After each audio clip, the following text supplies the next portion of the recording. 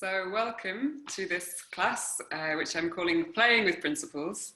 And it's the last one in the series of Bartenieff Fundamental Principle classes that I started back in May. And today I would like us to kind of explore how, well, I'm going to take us through a process where I just play with the principles in different ways. And as ever, class is for you to explore what you would like to explore. And very much today, I'm curious about how you start, how you arrive, where you're at in this moment. So without too much talking from me, get yourself comfortable. So that might be lying, standing, or sitting.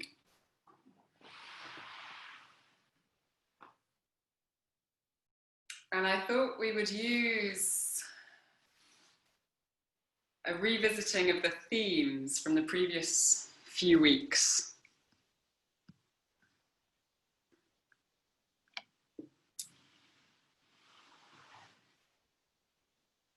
Noticing where you're at.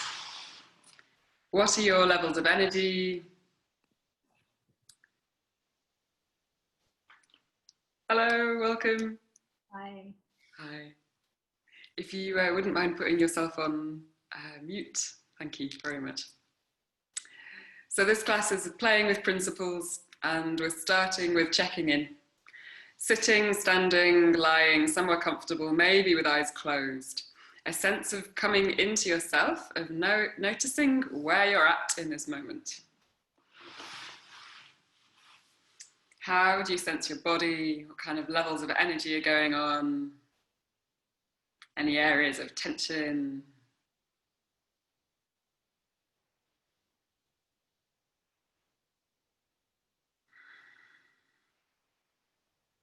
Does your attention feel more, I mean, I've already guided it to be more inner, but does it feel like it's more inner or more outer? Does the invitation to go inner mean that you very quickly can come into the inner sensations? And you might be doing whatever movement you'd like to do. No reason even to stay in stillness. If you're already feeling very activated and energized, go ahead and do some moving if you wish.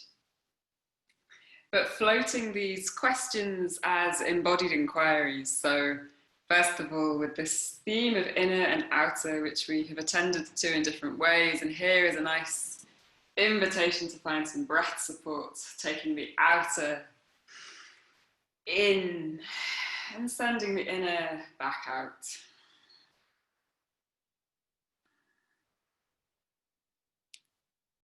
And as you do that, you might come into some awareness of what you think you might want or need from this next hour. Sometimes you already have a little hunch or a little inkling of what it is you feel like you might want to feel or want to explore. Or maybe it's not clear at all, and that's totally fine.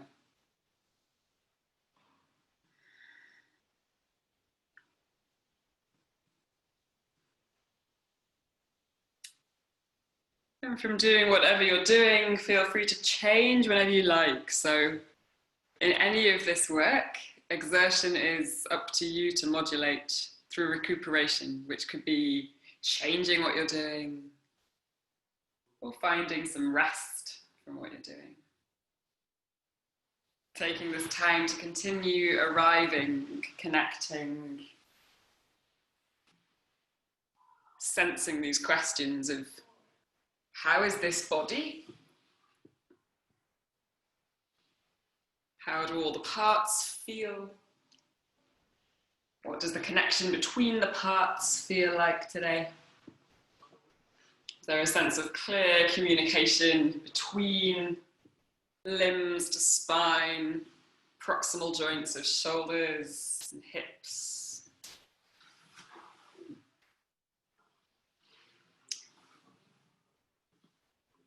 And in your own way, if you're not mobilizing yet, find a little way to mobilize. It could be very small. It could be simply working with the flow of breath. And as you find somewhere to mobilize, Maybe you can tap into also where is stabilizing in order to do so.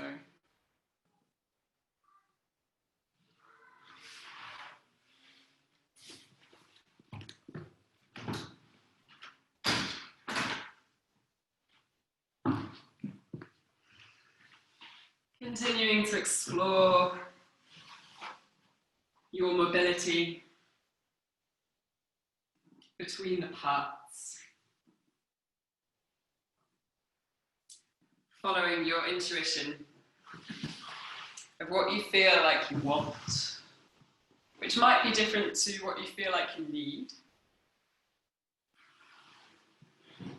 And it's up to you which of these you pursue, and when you might shift from one to the other. And what I mean by that is if you've got some areas of your body that you know functionally maybe require just that little bit more attention to give heat or juice to the joints, you might know that you need to do that if you're going to engage more of your body in more dynamic movement. Or maybe you already know that in order to move and feel more safe in your structure, really connecting to a coordination of breath support is the thing to tune in first.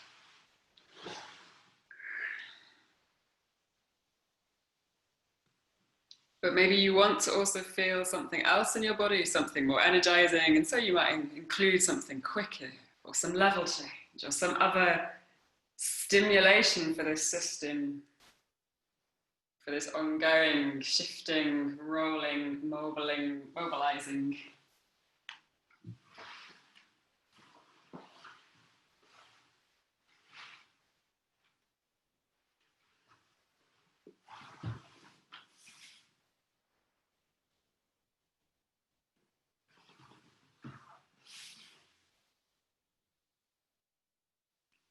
And so continuing to follow your own interests for another couple of moments.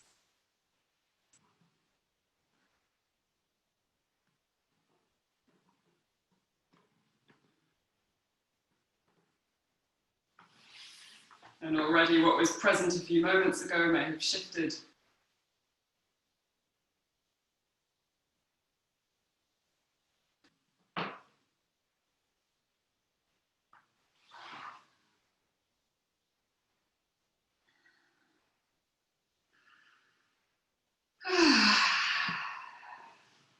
And if you'd like to take some vocalizations with your breath, to hear your own sound, feel free to include that. There might be some sighs or some hisses.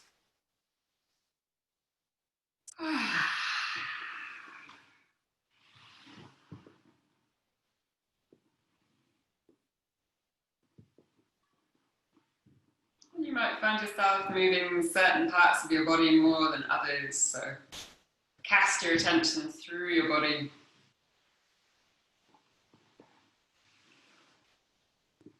Seek some pleasure in this mobilizing moment. What would feel good?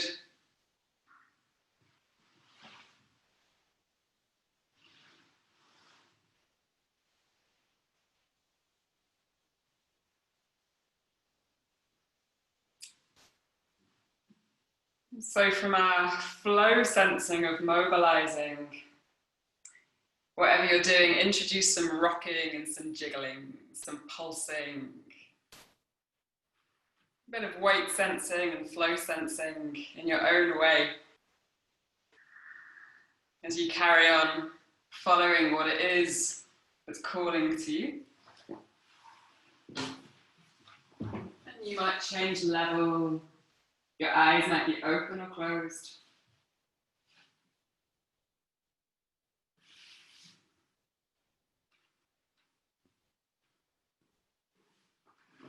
Activating your weight to push into the ground to find a little rock. And as you find that little jiggle through pulsation, when you release into gravity, sensing the weight of the body and the flow of your body.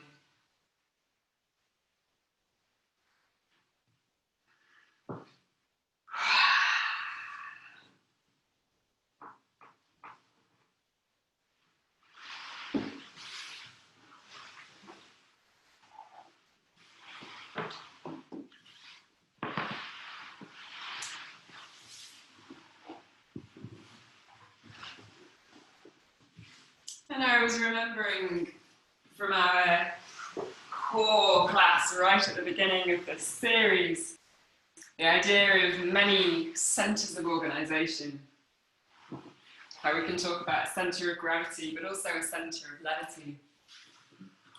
So maybe let's tap into the idea of three cores: the skull, the torso, and the pelvis. We can think about them as going with the direction of gravity, or fighting gravity, finding a bit of levity away from the floor.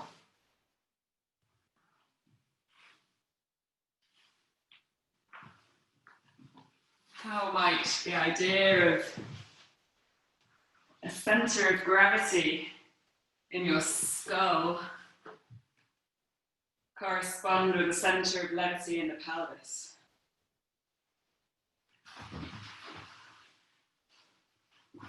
Or a centre of levity in your chest?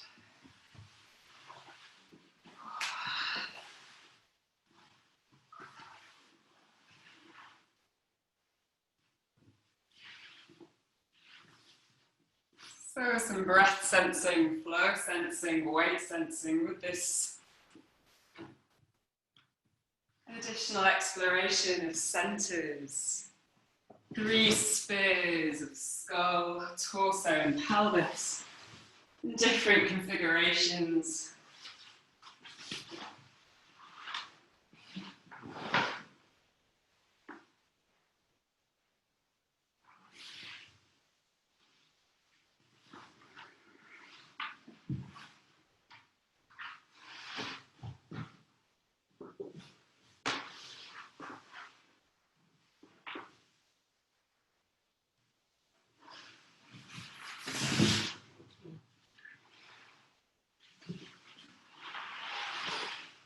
Let's take that image of core through the core of the limbs, core of the fingers, core of the legs, into the core of the feet and the toes.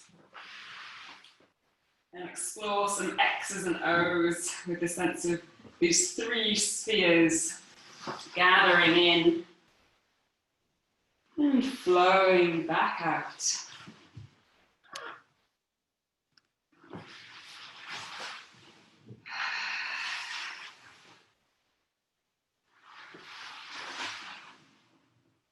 Gathering long limbs towards the navel centre, folding head and tail towards each other.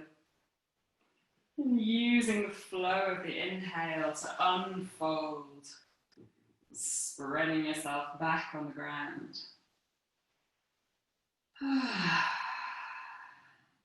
The sphere of the head and the pelvis coming closer to each other.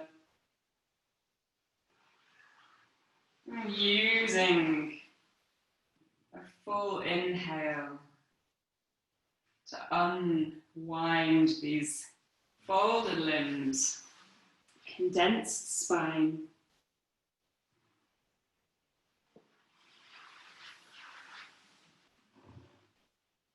And so this is our activation of radial symmetry. 6 limbs radiating from navel centre.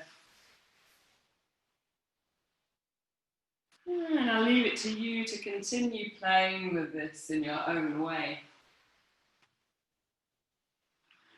This pattern might roll you onto your front surface.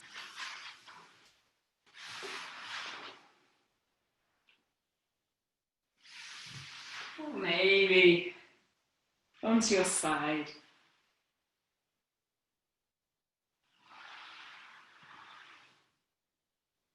You might explore other movements along the way. Pauses, rocking, jiggling, interrupting the whole phrase of the condensing or the expanding with something else.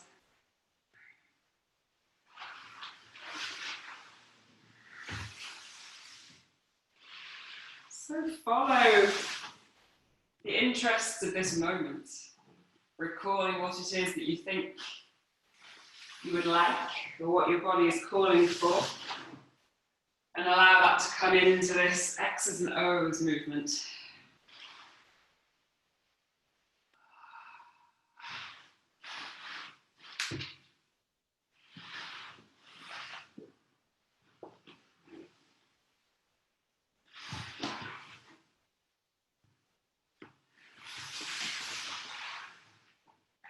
organising this with a sense of core support.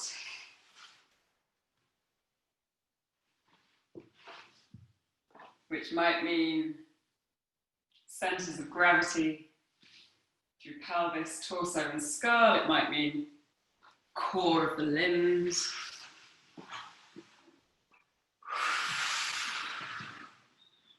So this pattern of folding the limbs and expanding.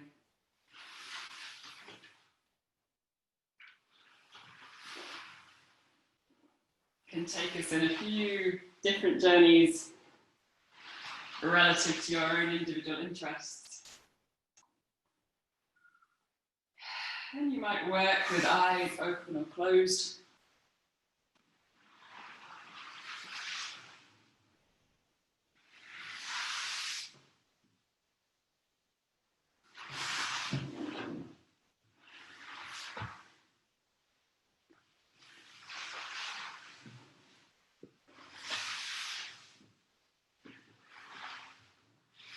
And maybe you even let go of the radial symmetry pattern where head, tail, hands and feet arrive or extend at the same time. You might end up doing different patterns of organisation.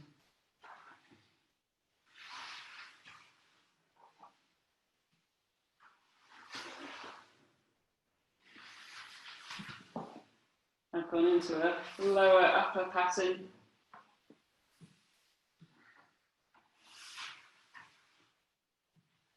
And I notice that I'm missing my spine, so I'm backtracking and finding a jiggling heel rock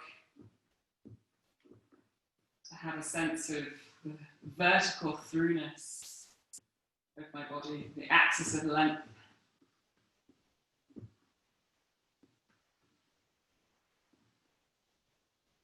So a couple more moments in your own way of X's and O's. This pattern that helps organise the whole of your body.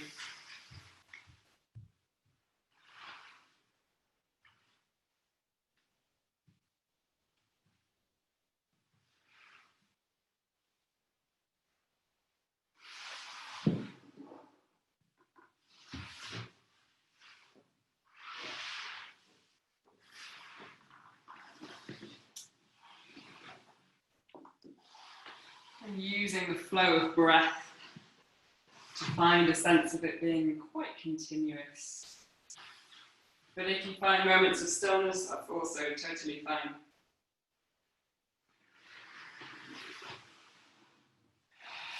Continuing to go with what your curiosity is opening. How to stay present through movement.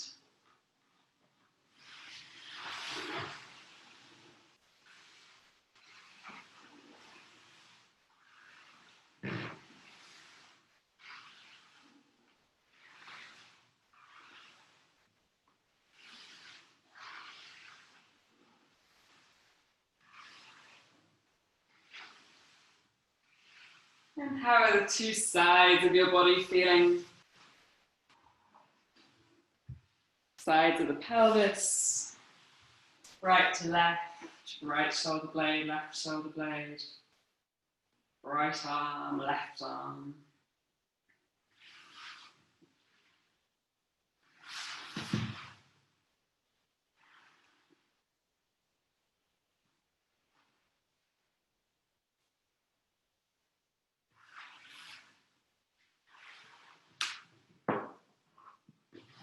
And I set myself up knowing that I was curious about level change and weight shift in this session. And so I'm going to invite myself to find X's and O's as a way of even traveling or of pushing somewhere.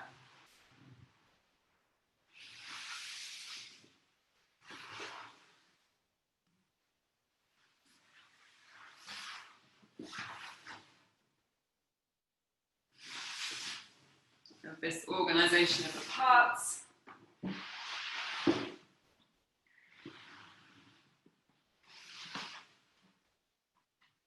Activating a push into a reach.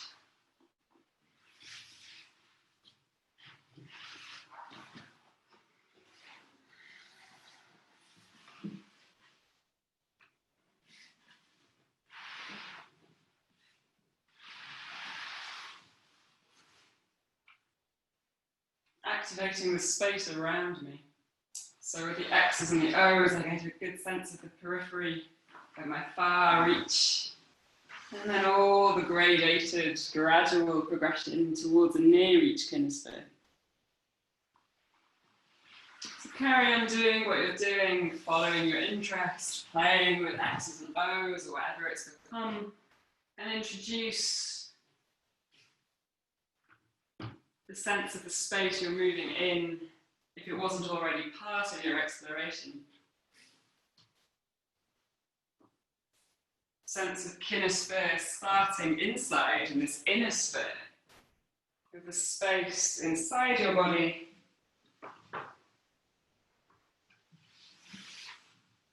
And this continuum through into the space around you.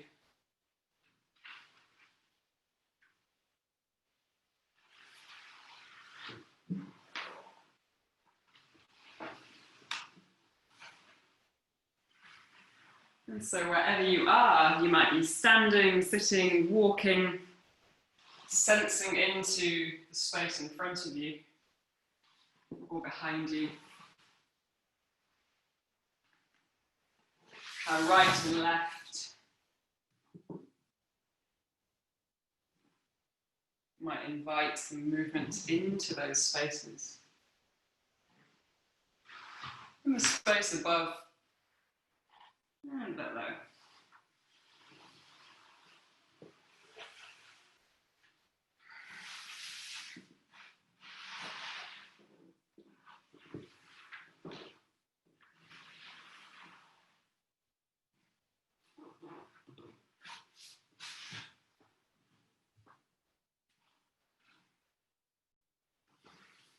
Connecting to breath support. Staying curious about what it is your body is interested in doing, where it wants to go, what it feels like it needs. And you can check in with the themes if that helps you. Inner, outer, where we started with breath. That might invite a different tempo.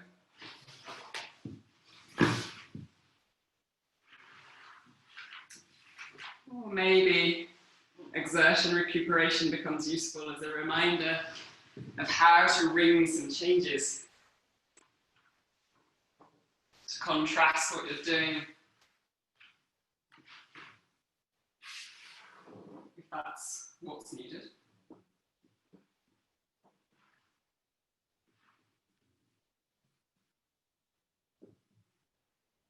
And maybe you feel like things have been very mobile for a very long time and you'd like to find some stability and more stillness even. How can space be used for mobilizing and stabilizing?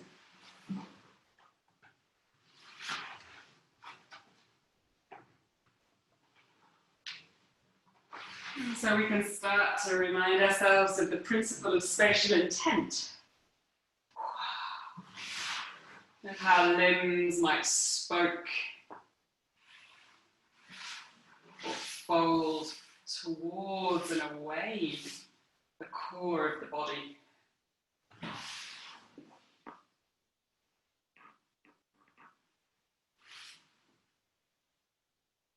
A sense of direction through limbs, but maybe even through the spine.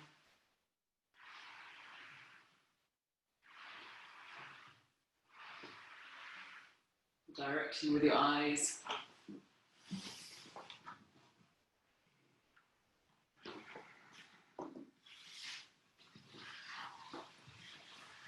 A couple more moments in your own way of doing what is interesting for your own process.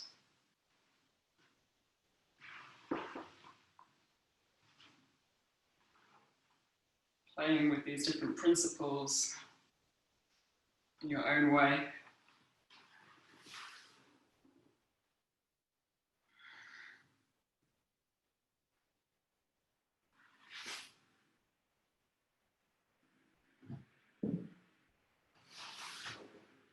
You might be standing, walking, lying, crawling, sitting, gazing far into the horizon, eyes closed. All good.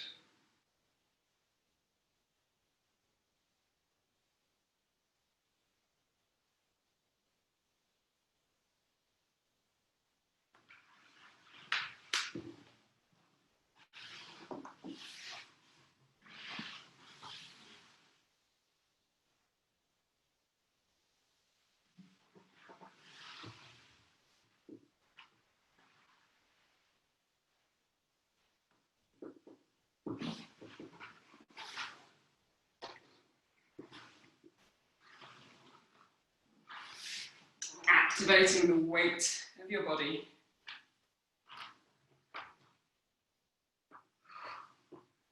Finding some spatial intent with your weight.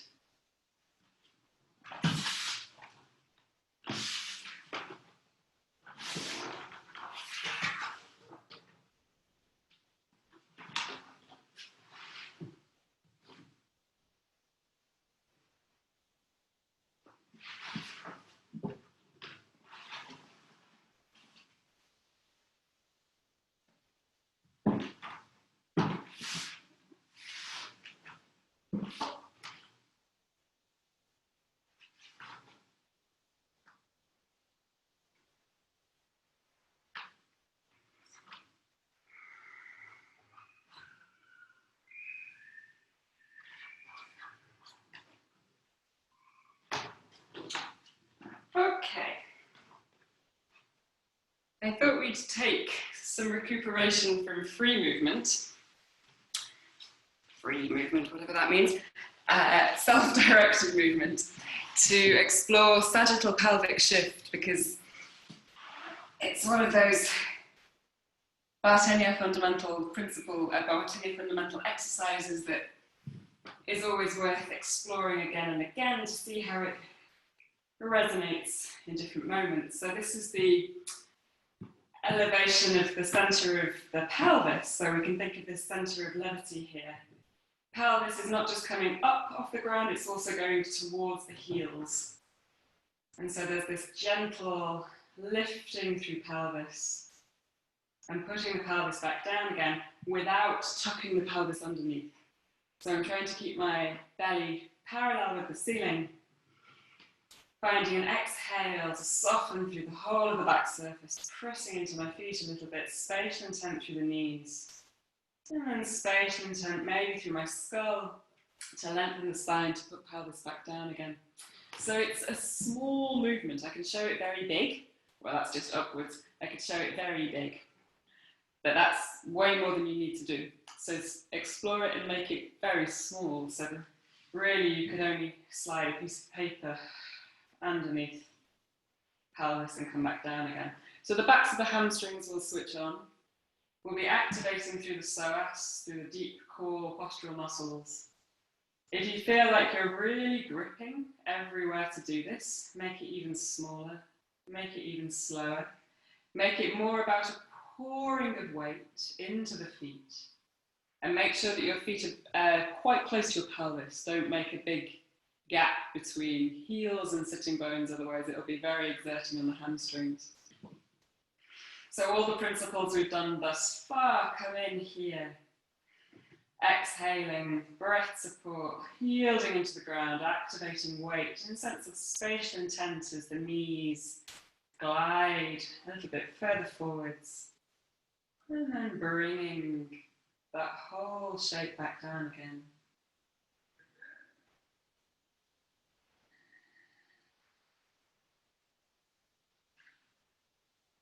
Can all 10 toes stay connected to the ground? Can your feet receive the weight of your pelvis?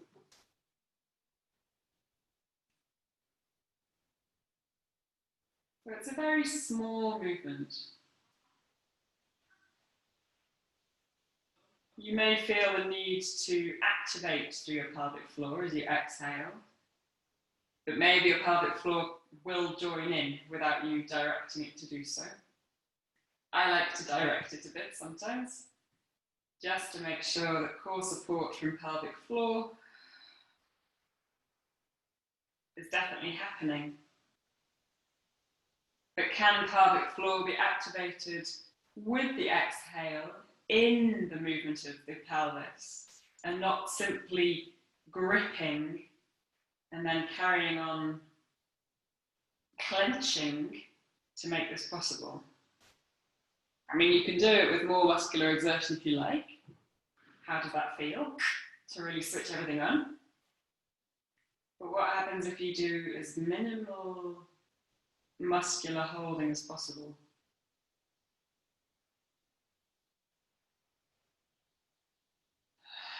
And check in with your hands, make sure that you're not pulling with the fingertips on the ground. Can the back of the skull be loose?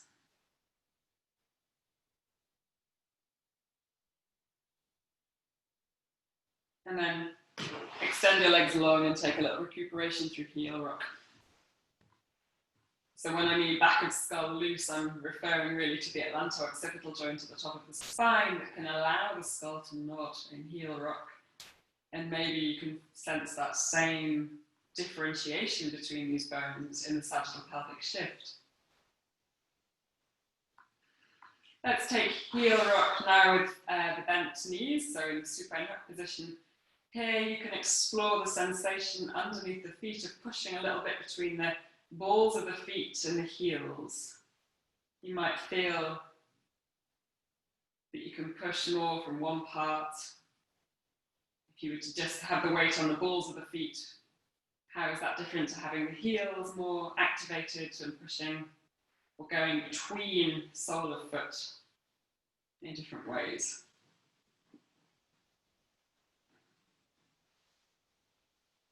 And then exploring legs long again. And maybe exploring the position of the arms. You could take the arms a little higher or a little lower. You might find some different space for your diaphragm if you take your arms a bit higher. Can the skull still be free? Can these three spheres be in dynamic relationship of pelvis, of rib cage and skull?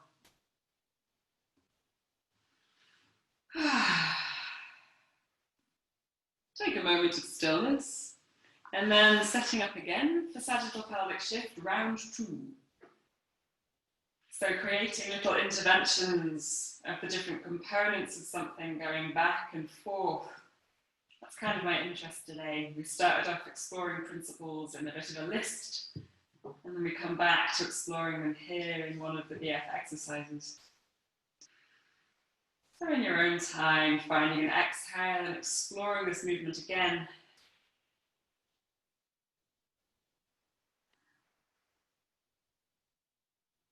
Maybe finding an activation right at the end of the exhale.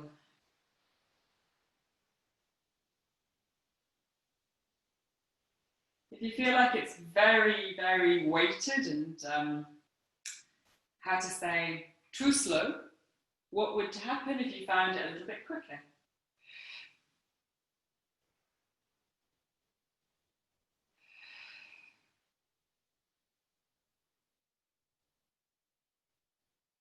If you feel like you would like to use different muscles just to see what happens, try it.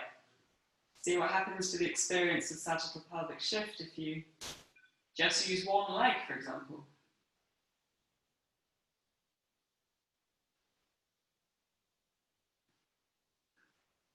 So if you're thinking more about the knee than the pubic bone, then what happens? And then if you start to really give the pubic symphysis a direction, a little gliding off the floor, then what happens?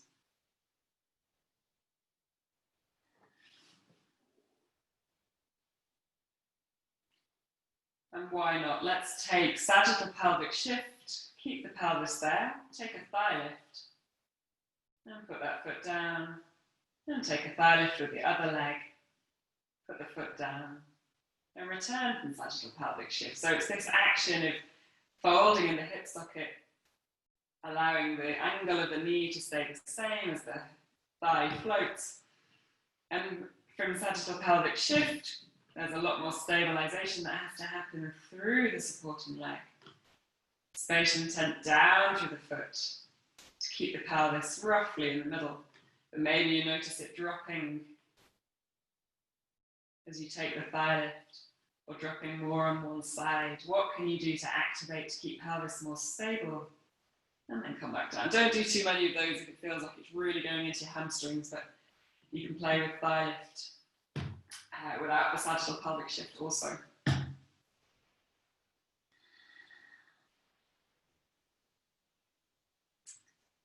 Let's do another version of thigh lift, but with our diagonal knee reach, and then take a sliding thigh lift here and a sliding return.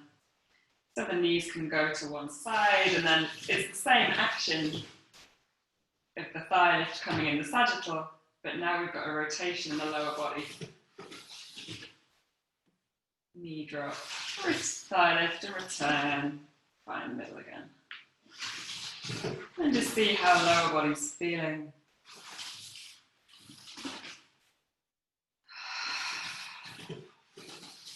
And maybe you can invite skull to turn to the direction of where the knees are going.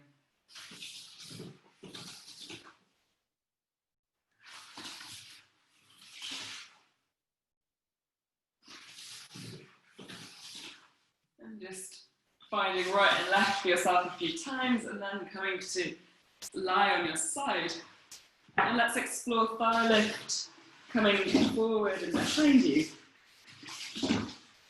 What space is there in the back zone of the kinesphere for that leg to slide behind you a little bit? And you're trying not to really overarch the pelvis to get your foot higher. It's really not about that.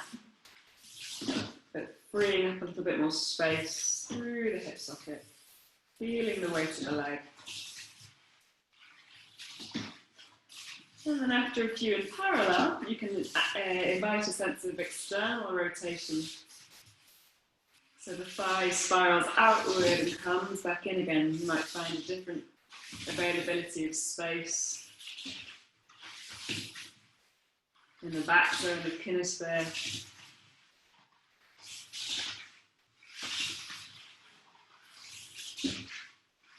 Oh, and why not? Because we're here. Go back to the parallel ones. Let's add in an arm circle. So you've got this thigh lift in the front. Keep the knee there and the arm can circle. So you're trying to get your shoulder blade on the ground. As the arm comes back over your head, that leg can go behind you. So you're creating an opening of the upper, and then the leg can swing. So here we have an arm circle in the up space, and a leg swing in the lower. And the spine is going along for the ride. And then make the next time you open your arm to the side, bring the leg back to the middle. So you're on your supine hook position, take a little rock, maybe take heel rock. And then we can do the other side. So we started with a swinging of the thigh. So it's quite noisy with my wooden floor sliding.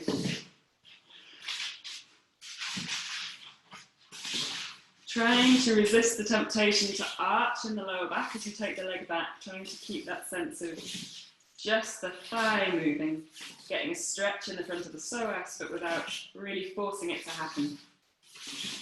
And then at a certain moment, when you feel like you've had enough in parallel, you can explore an external rotation. And the sole of my foot finds the floor here, but maybe yours does something different. But there's a sense of spiraling the thigh outwards and then bringing it back in again. Again, exploring what the possibility of the back space is.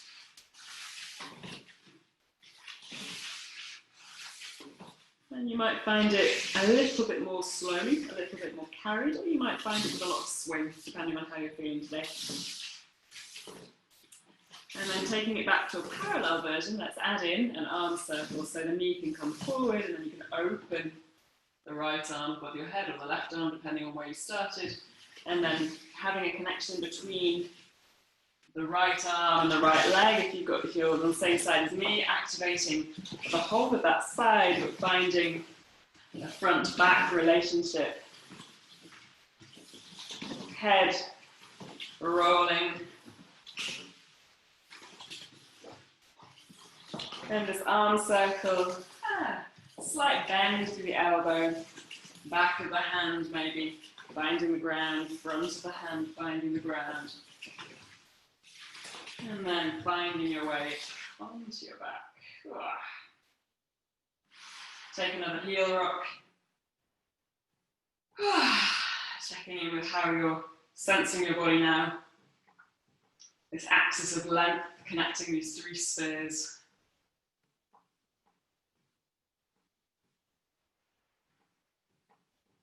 And then refinding the supine hook position.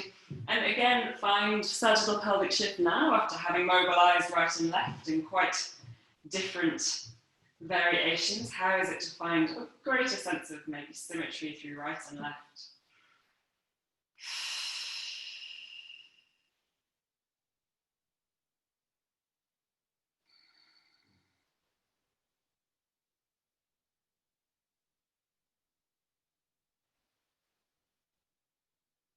Great. And then finding, let's do knee drop, thigh lift, pressing the ground away, coming up, pressing into the earth, arm circles over the head and you're back to the supine hook position. Knee drop, leg swing, arm circle to push yourself up. And finding your way back into the ground. So that's the shape. And exploring how you get there. Are you going to sequence pelvis going first, head coming up last?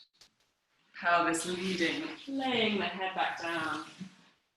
Knees go. Arm and foot goes.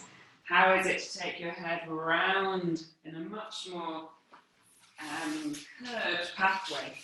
So less about a sequencing through the spine and more about the long arc of the journey of the skull in space. So playing with this sequence to explore how you might want to come in and out of the ground. In this relationship of lower body to spine, whether you're going to come up through the sagittal plane, fold yourself back down, roll into the ground, whether you would take more of a transverse pathway on your way up, finding a different shape change through the spine, retreating, sinking, spreading,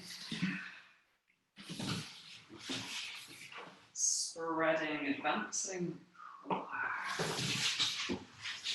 So see what you can find and see what feels interesting in this. How are you using your underside arm on the ground?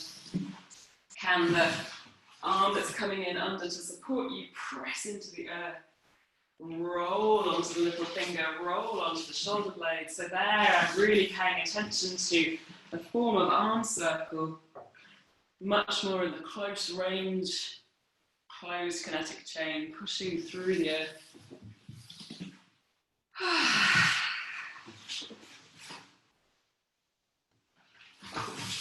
And what is the phrasing of this? Do you arrive and find a little suspension? Does it become something else in the meantime? Do you interrupt yourself somewhere along the way to explore something else?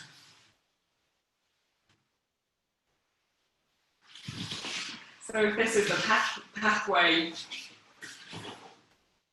how might you want to play with it? Make some interventions in it based on your own interests, your own curiosities.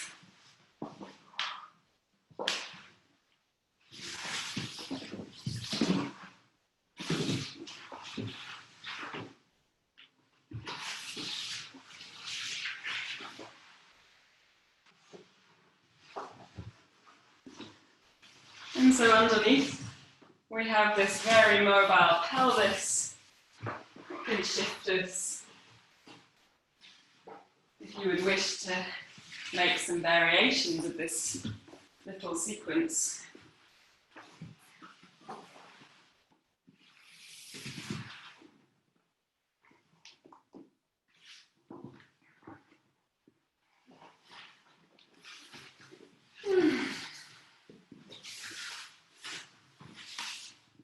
And if you would like to explore more level change resonating from this, you could explore where the arm takes you in space. You could explore this swinging of the thigh, where the thigh might want to go. Where the pelvis might take you. This folding of the limbs that we found in the X's and the O's, coming back here as you can bridge into space.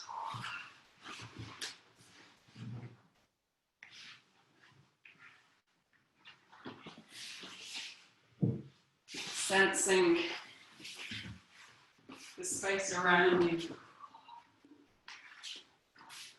And if you haven't explored coming up to 2 feet, give yourself that invitation, remembering the center of levity in the pelvis, levity through the chest.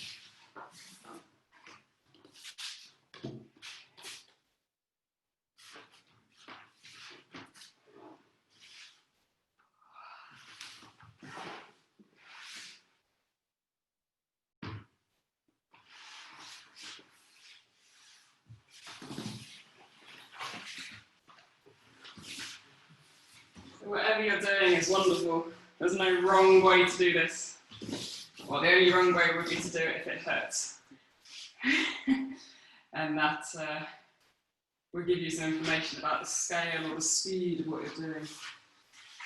And sometimes going a bit quicker might be the more efficient way of doing something. Belabouring it could make it worse. Sometimes going slower might be the thing to do, in order to give yourself more time to sense, find more breath support.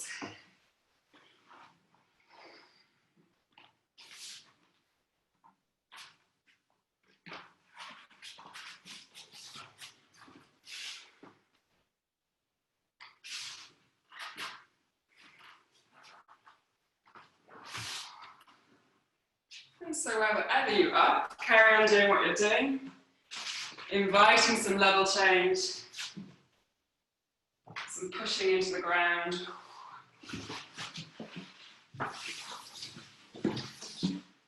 And going with what you feel like your body wants to do, how you want to feel.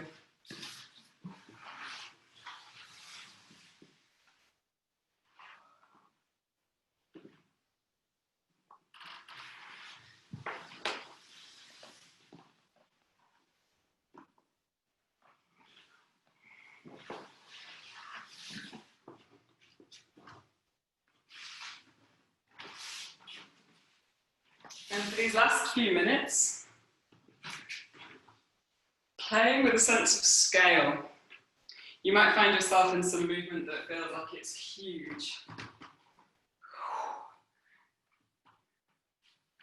How is it to turn the volume down on the intensity of something but still keep something? To change the scale might mean the size of the canister you're using.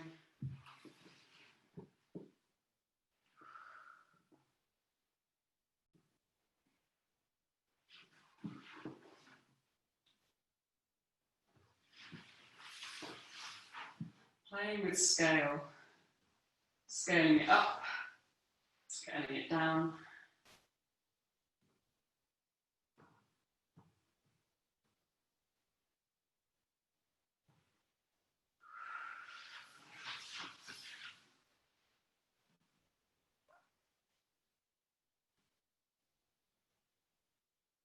Imagining all the trace forms around your body that you've been moving into this last hour. You You might find yourself revisiting some of those.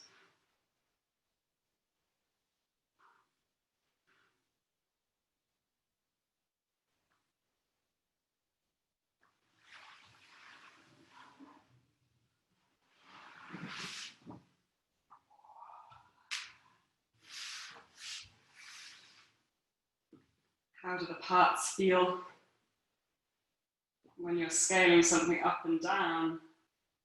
What does that do to your experience of the many parts?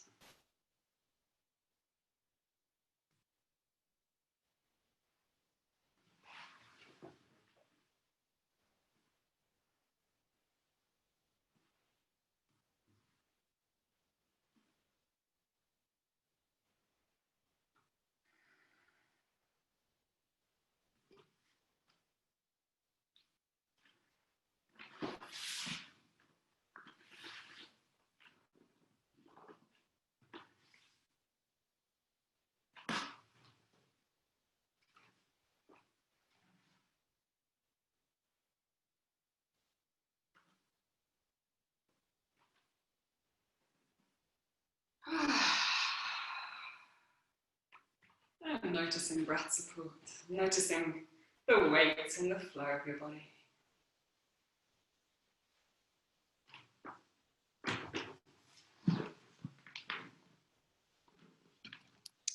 Taking a couple of minutes to recuperate before we gather. So take your time to do something that would feel like it helps integrate some of what you just did. It might be walking, it might be revisiting some of the material, a little reprieve. It might be finding some stillness.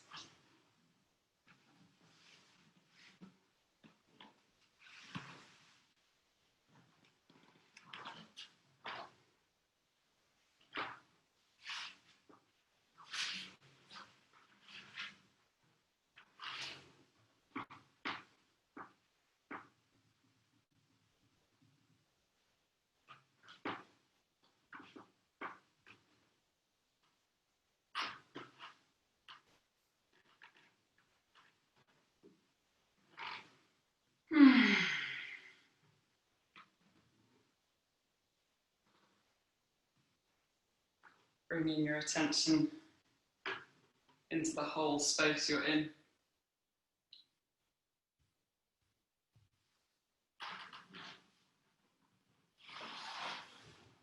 And making a comparison with yourself, with your sensation of where you started and where you got to. Checking in with what is present now.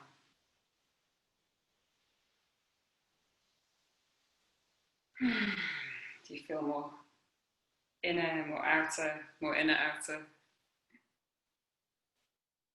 More mobile, more stable?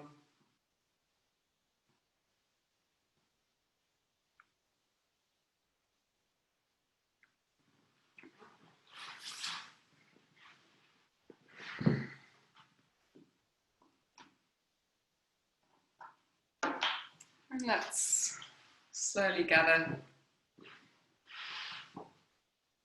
at the computer